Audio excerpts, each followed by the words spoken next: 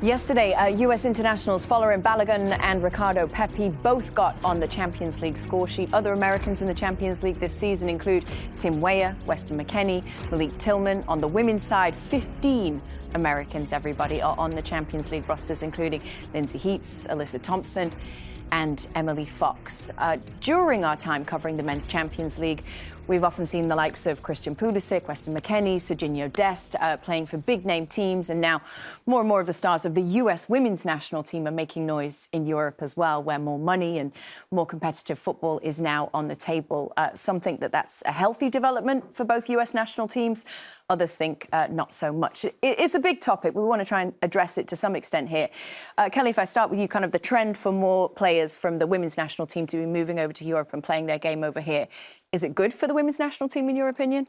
100%. Mm-hmm. It's great. I think a lot of people, specifically around the NWSL, are stressed or concerned about losing talent to Europe.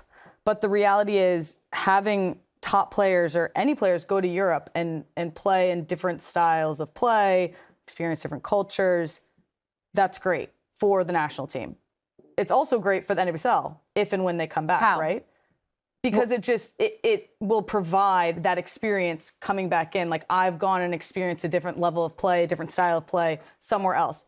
Also, a lot of top American talent going over to Europe is forcing the NWSL to have the conversation around the salary cap. Mm-hmm. And that is one of the biggest topics right now in American soccer around women's football. So it seems like it might be bad, right? Like, people are worried about it right now. However, it's only going to create and push the league forward, create a better opportunity for everybody across the board in America and I think in Europe.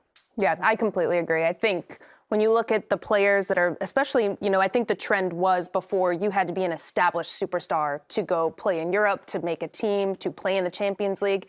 And now we see that fluidity so much more. And it not only makes European teams so much better, the U.S. so much better. And I agree. I think it's put pressure, especially on the NWSL, of losing superstars like an Alyssa Thompson, a Lindsay Heaps, possibly a Trinity Rodman to Europe. But that means the NWSL has to invest more, has to have better facilities, has to treat their players and pay the players more and exactly what they deserve.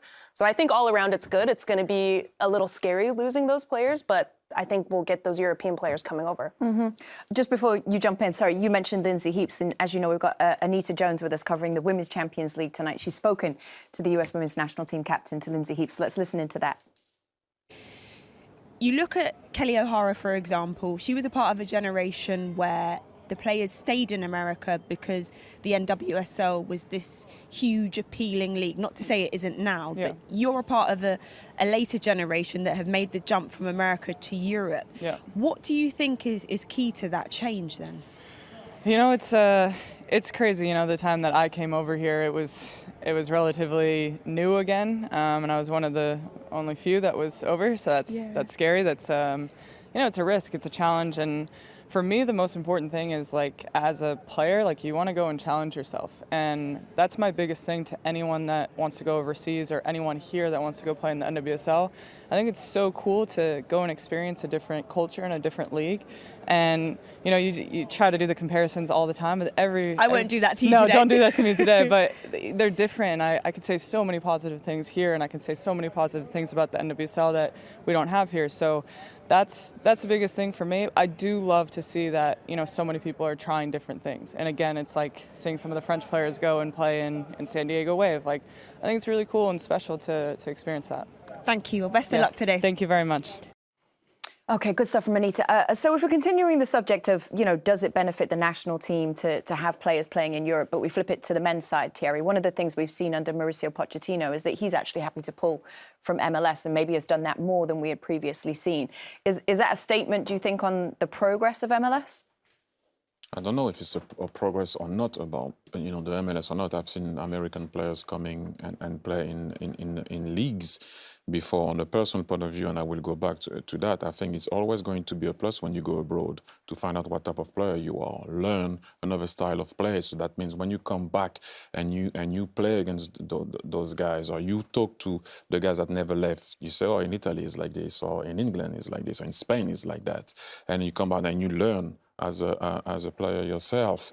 So I see it as a positive thing. Wherever you go, you're still French at the end of the day, and play your own way. You make it your own sauce at the end of the day. But to go back to the national team, yes, it is very important. I do think for the US to have American players playing abroad, so they can bring their experience. Also, if you talk about the MLS, some people wants to listen to it also.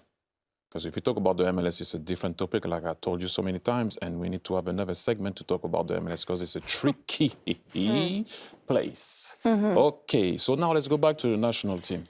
If we go back to the national team, I do think that regardless of what it is, don't judge whoever is playing where and being starters or not on what the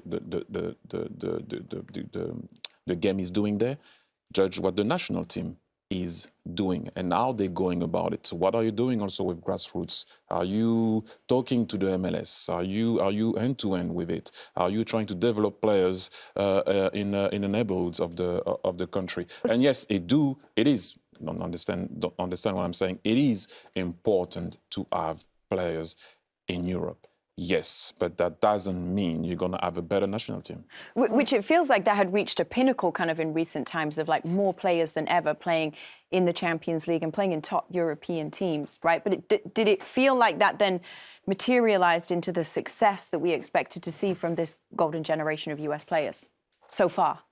I would unfortunately say no. I think right now we're seeing that result, or maybe the past year and a half, we're seeing the result of we felt like we had this golden generation of men's players coming, 2022 World Cup. This generation is going to potentially win us a World Cup in 2026. People, I feel like we're talking about that.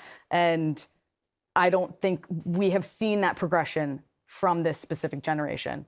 Hopefully they surprise me next summer. But right now, no. Mm-hmm.